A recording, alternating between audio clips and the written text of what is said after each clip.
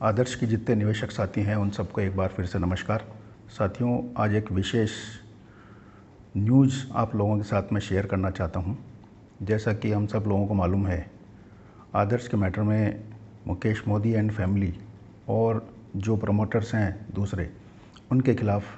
अलग अलग कोर्ट्स में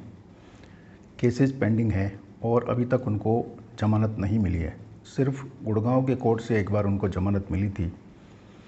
और उसके खिलाफ़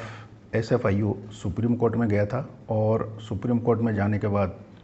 जो जमानत उनको मिली थी उस पे स्टे एसएफआईओ ने ले लिया था। इस वजह से मुकेश मोदी एंड फैमिली और जो दूसरे प्रमोटर्स हैं वो अभी तक जेल में हैं। साथियों, पिछले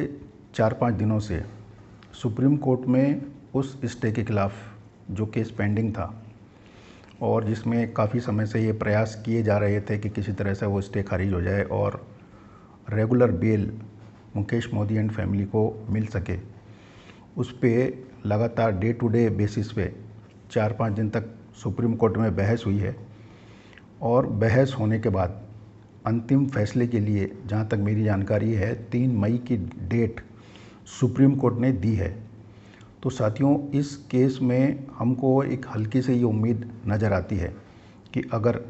3 मई को सुप्रीम कोर्ट ने मुकेश मोदी एंड फैमिली को बेल दे दी या अगर बेल देने का वो आदेश पारित करता है, तो ऐसे केस में ये पूरी उम्मीद है कि दूसरे केसेस से बचते हुए वो जेल से बाहर आएंगे।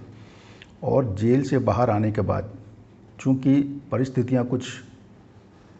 थोड़ी कंफर्टेबल हो जाएंगी हमारे लिए, तो ऐसे में एक उम्मीद की किरण हमारे लिए बनती है कि बाहर आने के बाद मुकेश मोदी एंड फैमिली 100% ये कोशिश करेंगी कि जितने भी ये लीगल केसेस पेंडिंग है उनको किस तरह से निपटारा किया जाए या आउट ऑफ कोर्ट इस मैटर को किस तरह से सुलझाया जाए या समझौता किया जाए, ताकि जल्द से जल्द इसमें जितने भी निवेशक हैं जिनका पैसा इसमें फंसा हुआ है उनको राहत मिल सके और किस तरह से हमारी समस्याओं से हम लोग निजात पाएँ। तो साथियों, मैं यूँ उम्मीद करता हूँ कि 3 मई का फ़ैसला हमारे हक़ में आना चाहिए और अगर हक़ में आता है और मुकेश मोदी एंड फैमिली जेल से बाहर आती है, तो हम ये उम्मीद करेंगे कि हमारी समस्याओं का अंत होने की एक सकारात्मक पहल शुरू हो गई है, एक प्रोसेस शुरू हो गई है। और इस प्रोसेस को शुरू होने के बाद जल्द ही अंतिम रूप से हमें राहत मिलेगी और पूरा का पूरा पैसा हमको मिल पाएगा। तो साथियों, ये न्यूज़ आपके साथ शेयर करनी थी। मैं उम्मीद करता हूँ कि ये जो आदेश,